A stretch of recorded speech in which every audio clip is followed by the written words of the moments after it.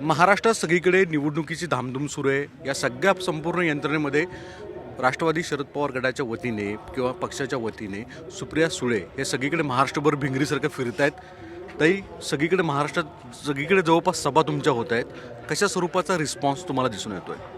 Response अर्थातच खूप आशावादी आहे। याचं कारण लोकांचं प्रेम एक मनापासून कनेक्ट आणि ज्या पद्धतीने लोक प्रश्न मांडत आहेत, त्यांच्या भावना मांडत आहेत मन मोकळेपणे, या दडपशाहीच्या विरोधात पूर्ण ताकदीने मन मोकळेपणे ते बोलत आहेत। याच्यामुळे एक अर्थातच एक आधार, एक विश्वास वाटतो आणि महाराष्ट्रात परिवर्तन तर होणारच। मुख्यतः कोणते मुद्दे हे तुमच्या प्रचारामध्ये दिसून येत आहेत की त्या आधारावर राष्ट्रवादी काँग्रेसला आपल्याला मतं द्यावी जनतेने, महाराष्ट्राने स्वीकारावं? मला असं वाटतं महाराष्ट्राच्या समोरची खूप महत्त्वाची आव्हानं आहेत। एक म्हणजे बेरोजगारी, दुसरी प्रचंड महागाई आणि या सरकारने केलेला प्रचंड भ्रष्टाचार। तर माझ्यासाठी भ्रष्टाचाराचे मुद्दे होत राहतील, त्याच्यावर मी सविस्तर बोलीनच, पण दोन महत्त्वाचे विषय ज्याच्यात अतिशय जातीने लक्ष दिलं पाहिजे,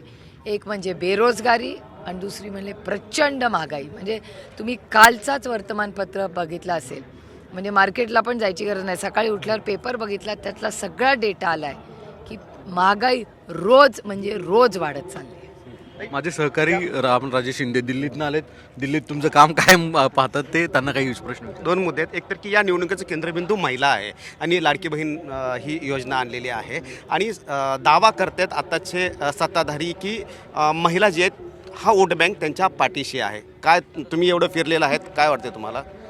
एक तर मी महिलांकडे वोट बँक म्हणून बघतच नाही, मी लोकांकडे आम्ही लोकप्रतिनिधी आहोत। प्रत्येक गोष्ट मतासाठी ते करतात तसं मी नाही करत आणि महिलांसाठी आम्ही सामाजिक परिवर्तन त्यांच्या आयुष्यात व्हावं, समाजात त्यांना मान सन्मान मिळावा याच्यासाठी आम्ही लढतो। आणि दुर्दैव आहे की भारतीय जनता पक्ष आणि त्यांच्या मित्रपक्षाला नात्यातलं आणि व्यवसायातलं अंतरच कळलं नाही। त्यांना असं वाटतं प्रत्येक बहिणीचं प्रेम हे 1500 रुपयांनी विकत घेता येतं, बहिणीचं प्रेम मोफती मिळू शकतं जर तुम्ही चांगलं काम केलं तर। आता तुम्ही बघा, परवा 1-2 दिवसापूर्वी धनंजय महाडिक आमच्याबरोबरच होते, अतिशय सुसंस्कृत, संगत वाईट झाली, आम्हाला लाडला बिघड गया, कारण अतिशय चांगलं काम अनेक वर्ष एकत्रपणे आम्ही केलेलं आहे। असं काय घडलं की मी स्वतः काम केलेलं आहे धनंजय महाडिकांवर, मला शॉकच बसला परवा त्यांचा। हा अर्थातच भारतीय जनता पक्षाचाच इन्फ्लुअन्स असणार ना। डायरेक्ट महिलांना धमकी, आणि आश्चर्य त्याच्यापेक्षा आहे की देवेंद्रजी तुमच्याकडून मला जास्त अपेक्षा होत्या। अरे जरी विरोधक असला तरी काय झालं, दिलदार असला पाहिजे। 5 वर्ष जो व्यक्ती महाराष्ट्राचा मुख्यमंत्री राहिला, देवेंद्रजींनी एक काही बोलू नये। 2-3 मुद्दे महत्त्वाचे आहेत। एक तर जेव्हा आमच्या जयावर अतिशय खालच्या पातळीची टीका ही भारतीय जनता पक्षाने केली, देवेंद्रजींनी काही शब्द काढला नाही। त्यानंतर ज्या पद्धतीने महिलांना धमकी यांनी दिली धनंजय महाडिकांनी, त्याच्यावर पण त्यांनी काही बोलू नये। महिला सुरक्षिततेबद्दल काही बोलत नाहीत आणि आज देवेंद्रजी काय भाषणं करायला लागलेत की म्हणजे खरंच मी जे आज सगळे बघतायत त्यांची, माझ्यापेक्षा वयाने मोठ्यांची आणि छोट्यांची माफी मागून हे बोलते। बटेंगे और कटेंगे शोभतं तरी का महाराष्ट्राच्या संस्कृतीला? ही कुठली भाषा? आणि देवेंद्रजी जे स्वतःला आता देवा भाऊ म्हणतात, देवा भाऊ, असा भाऊ, अशी भाषा वापरणारा जी कधीच नाही। मला नाही माहिती, त्यांनी जाहिरात केली आहे, त्यांना विचारा, असंही असू शकतं, मी एकटी आहे। नाही, पण मग पंतप्रधानांपासून ते केंद्रीय गृहमंत्री राज्यात येतात, योगी आदित्यनाथ येतात आणि महाराष्ट्रामध्ये जवळपास सगळीकडे अशा स्वरूपाची भाषणं होत आहेत। एक पोलरायझेशन, हिंदुत्व पोलरायझेशन करण्याचा प्रयत्न दिसून येतो या सगळ्या गोष्टीतून।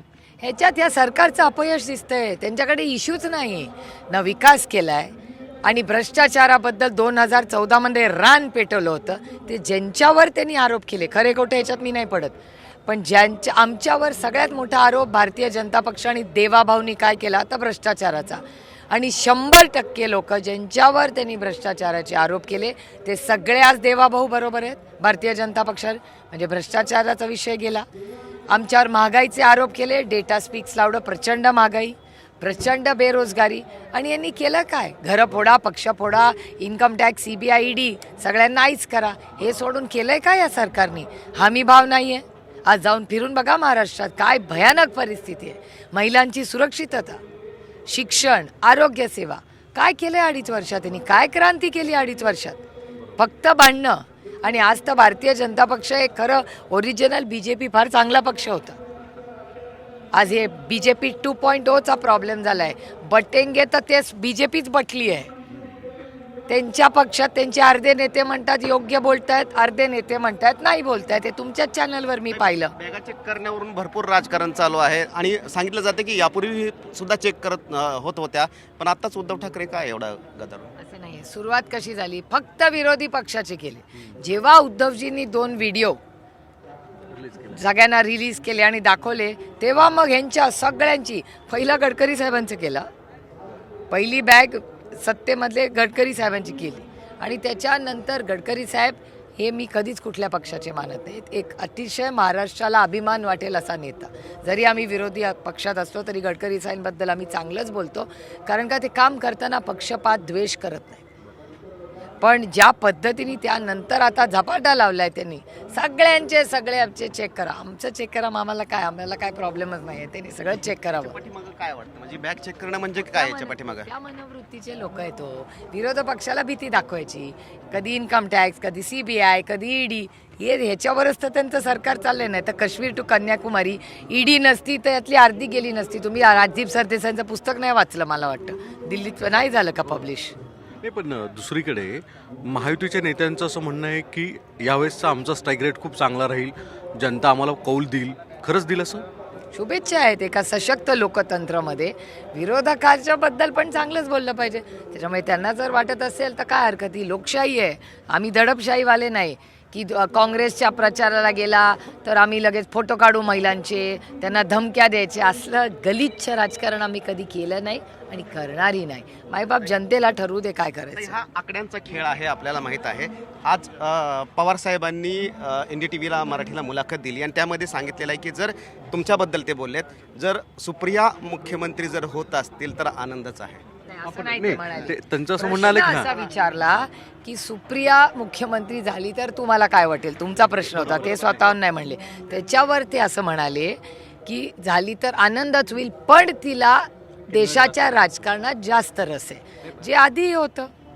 त्याच्यामुळे जेव्हा अमित शहाजी येऊन इथे भाषणं करतात की माझ्यामुळे काय झालं, मी कधी महाराष्ट्रात काय मागितलं? सगळी सत्ता तर यांच्याकडे होती.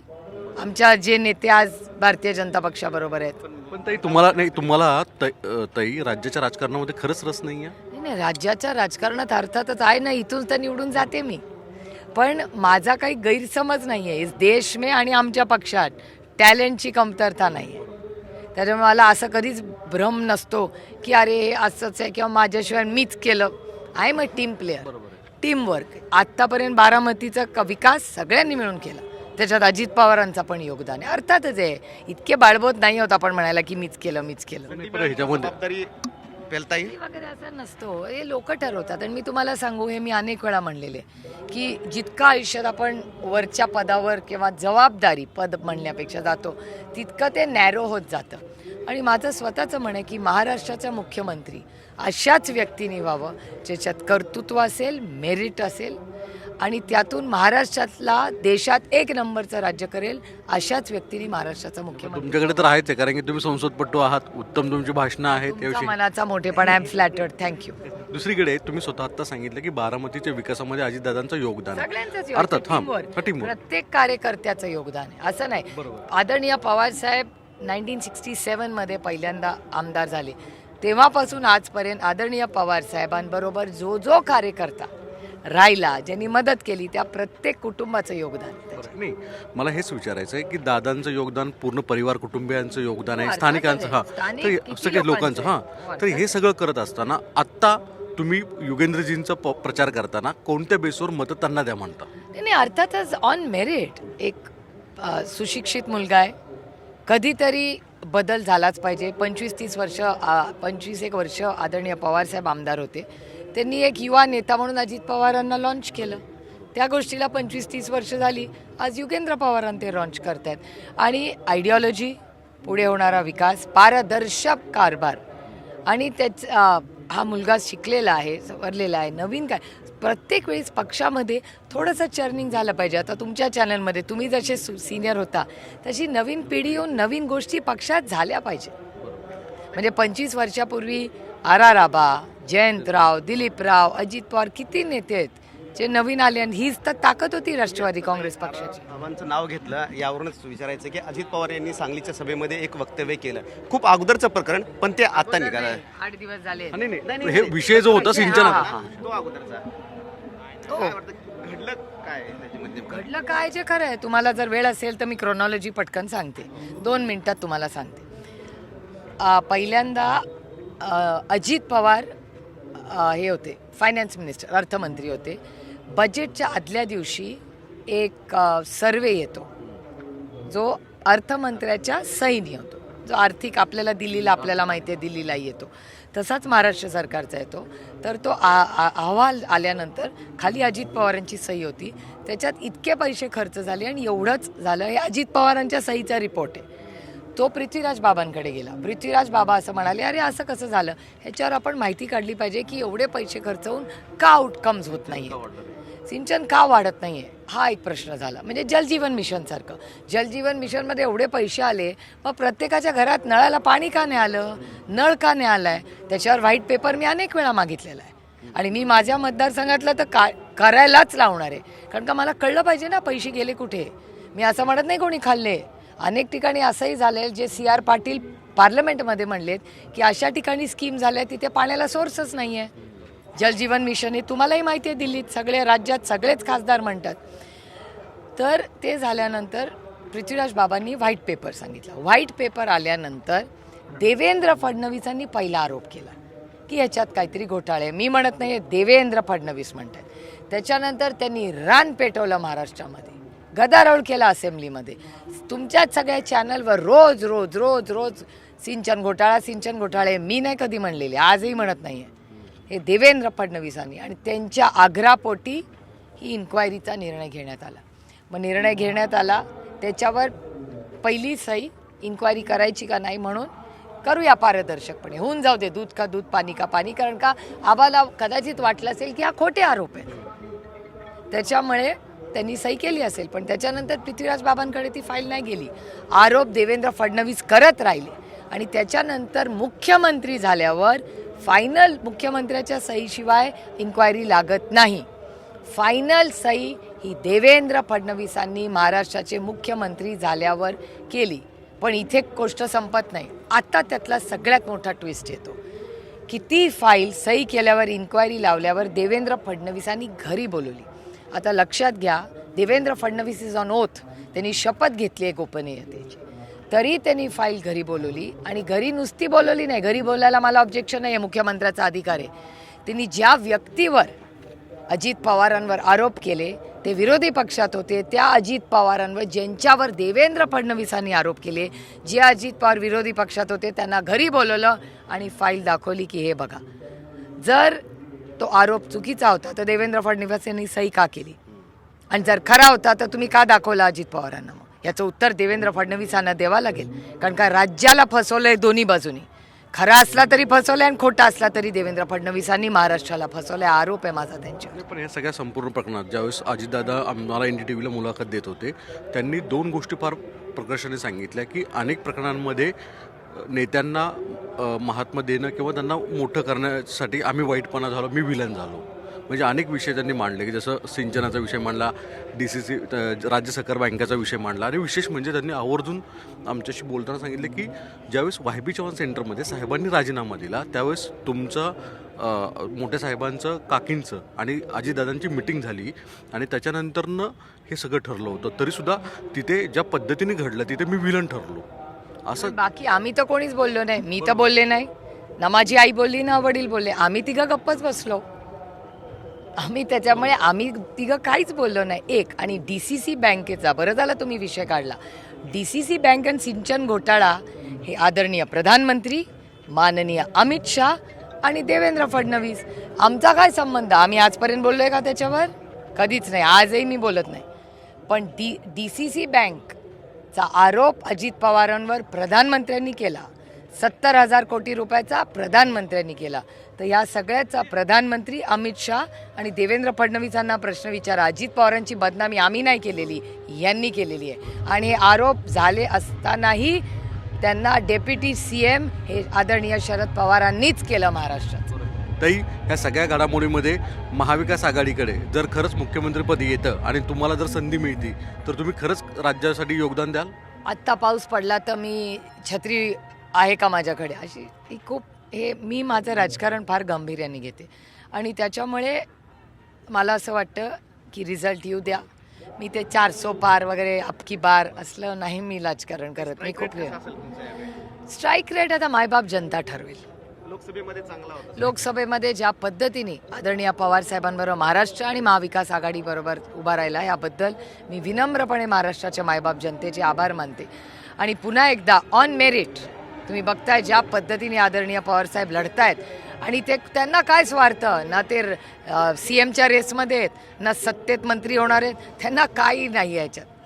ते या राज्याच्या सेवेसाठी कांद्याला भाव, सोयाबीनला भाव, त्यानंतर आज होणारे ज्या काही चुकीचे निर्णय महाराष्ट्रात होत आहेत म्हणजे अनएम्प्लॉयमेंट असेल, बेरोजगारी, महागाई, भ्रष्टाचार आणि शेतकऱ्यांची फार मोठी आव्हान, या सगळ्याच्या विरोधात पूर्ण ताकदीने आदरणीय शरद पवार महाराष्ट्र आणि देशासाठी लढत आहेत. आणि कोणीतरी लढलं पाहिजे हो. सगळेच आईसला घाबरले तर या राज्यात विरोधी पक्षच राहणार नाही आणि संविधानच राहणार नाही. त्याच्यामुळे एका सशक्त लोकशाहीमध्ये विरोधी असलाच पाहिजे. ताई, या सगळ्या गोष्टींमध्ये आता काही मोजके शेवटचे प्रश्न 2-3 तुम्हाला, की या सगळ्या गोष्टीत तुमचे बाबा एवढ्या इतक्या वयामध्ये सगळीकडे फिरत आहेत, बाबांसाठी काही 2 वाक्य स्पेसिफिक सांगाल आवर्जून? कारण की तुमचे फोटो आम्ही पाहिले होते लोकसभेला, थकलेल्या बाबांसाठी तुम्ही फोटो ट्विट करून काही गोष्टी व्यक्त केल्या होत्या. आता आमचे बाबा काय ऐकतच नाहीत. म्हणजे काल आमच्या दोघांचं भांडण झालं. मी 12 वाजता आले, मी काल नागपूरला होते, नागपूरवरून आले तेव्हा ते जेवत होते, मी आले तेव्हा. आणि म्हटलं अहो 12 वाजले. ते म्हटले हो मी आत्ताच आलो घरी. म्हटलं nothing to be proud of. म्हणजे ते म्हटलं आज मी 7 सभा केल्या. म्हटलं 7 सभा, what is wrong with you? तर ते म्हणले तू असं कर, तू थकली आहेस, तू झोपायला जा. पण आता खरंच ऐकत नाहीत. लोकही त्यांची एनर्जी आहे. लोक त्यांचं टॉनिक एनर्जी आहे. म्हणजे मला उद्धवजी अनेक वेळा प्रेमाने चिडवत असतात की तू आणि तुझी आई पवारसाहेबांना जास्त त्रास घरी देता म्हणून ते जास्त बाहेर फिरतात. तर माझ्या आईची आणि माझी चुकी याचा आरोप नेहमी उद्धवजी करत असतात. पण ऑन अ सिरियस नोट, त्यांचं सगळं जे आयुष्य ते पूर्ण, आणि ते ओल्ड फॅशन राजकारण आहे, त्यांचं सगळं आयुष्य हे लोकांमध्येच ते रमतात आणि त्याच्यातच सगळ्यात आनंदी असतात. मराठा आरक्षणाचा परिणाम लोकसभेमध्ये झाला होता. आता हा मुद्दा संपलाय का किती परिणाम होईल काय? मराठा, धनगर, मुस्लिम, लिंगायत आणि भटक्या विमुक्त समाजाच्या आरक्षणाबद्दल मी स्वतः सातत्याने बोललेले आहे आणि बोलत राहणार. कारण का आम्ही लोकप्रतिनिधी आहोत. हा कॉन्सेप्टच दुर्दैवाने लोक विसरले आहेत की लोकप्रतिनिधीचं कामच असतं आमचं की लोकांना काय वाटतं ते प्रश्न त्या ठिकाणी त्या दरबारी मी म्हणणार नाही पण लोकसभेत असतात. लोकसभेत हे आरक्षणावर आम्ही बोललंच पाहिजे ना, कारण का तो कॉन्स्टिट्युशनल अमेंडमेंट आहे. अमित शहा म्हटलेत की मतदार आता हे ठरवणार की पुढचे 5 वर्ष कोणाच्या मार्गात जाणार, औरंगजेबाच्या मार्गावरून जाणार का छत्रपती शिवाजी महाराजांच्या मार्गावरून जाणार, काय? मी तुम्हाला खरं सांगू, म्हणजे दुर्दैव फार मोठ्या पदाचे, माझ्यापेक्षा वयानी कर्तृत्वानी सगळ्यांनीच ते मोठे आहेत. पण हे दुर्दैव आहे की या देशाचा होम मिनिस्टर असल्या बाबतीत बोलते. ते आल्यानंतर बदलापूरवर जर बोलले असते ना किंवा माझ्या लोकसभा मतदारसंघात झालेल्या सामूहिक बलात्काराबद्दल, या क्राईमवर, महाराष्ट्रात किती क्राईम वाढला आहे, ड्रग्ज वाढलेत, या सगळ्यावर जर अमित शहाजी बोलले असते तर आम्हाला जास्त आनंद झाला असता. त्यांच्याकडे काय अजेंडाच नाही. आणि भ्रष्टाचारावर आधी बोलायचे, का नाही आता बोलत? कारण का सगळे ज्यांच्यावर त्यांनी भ्रष्टाचाराचे आरोप केले सगळे त्यांच्या पंक्तीला लाईनीने बसले. पवार साहेबांविषयी पण सभेत कुठे फार बोलताना दिसत नाहीत. ते मला माहिती. तरी दुसरं की तुम्ही एकदा वारंवार म्हणजे बोलून दाखवलं होतं की राष्ट्रवादी म्हणजे अजितदादांना फोडलं आणि दुसरीकडे शिवसेना पण फोडली फडणवीस आणि अमित शहा यांनी. या आरोपावर आम्ही थेट अमित शहांना एकदा विचारलं होतं, तर त्यांचं असं म्हणणं आलं की राष्ट्रवादी काँग्रेस शरद पवार सारखे नेते सुप्रियाताईंच्या हातात देऊ पाहत होते, उद्धव ठाकरे आदित्य ठाकरेंना नेतृत्व देऊ पाहत होते, त्यामुळे ही पार्टी फुटली आहे, आम्ही फोडायची गरज नाही. आरोप हास्यास्पद आहे हो. सगळ्यांना माहिती आहे का फुटले. तुम्ही राजदीप सरदेसाईंचं पुस्तक नाही वाचलं का? वाचा, सगळं कळेल तुम्हाला. हा पहिला मुद्दा. आणि दुसरा महत्त्वाचा मुद्दा, लेट्स गो बाय डेटा. मी राजदीप सरदेसाईंचं पुस्तक एक 5 मिनिटासाठी बाजूला ठेवा. लेट्स गो बाय डेटा ना. सत्तेची सगळी पदं ही माझ्याकडे होती का अजित पवारांकडे होती? माझ्याकडे होती का छगन भुजबळांकडे होती? माझ्याकडे होती का प्रफुल्ल पटेलांकडे होती? माझ्याकडे होती का सुनील तटकरेंकडे होती? जी काय सत्तेची पदं आणि निर्णय प्रक्रियेतली पदं होती ती सगळी यांच्याचकडे होती. मी कधी मागितलं? मला नकोही होती. मी एक लोकसभेचं तिकीट सोडून, आणि यांनी माझं सगळं काम पार्लमेंटमध्ये पाहिलं आहे, मी कधीही एक लोकसभेचं माझं तिकीट सोडून पक्षाकडे काहीही मागितलं नाही. त्यामुळे दुसरा त्यांच्याकडे आम्हाला आरोपच करायला नाही, म्हणून चला माझ्यावर. आणि एक तुम्हाला सांगू, भारतीय जनता पक्ष एखादी महिलेचं कर्तृत्व बघितलं ना की त्यांना त्रासच होतो. आमच्या पंकजाकडे बघा, लेक आहे ना, का नाही तिला पुढे केलं? तिची बहीण, तिचं तिकीट कापलं. त्याच्यानंतर पूनम महाजन, सगळ्या ह्यांच्या मोठ्या नेत्यांच्या मुली, का यांनी तिकीटं दिली नाही त्यांना? कर्तृत्व होतंच ना.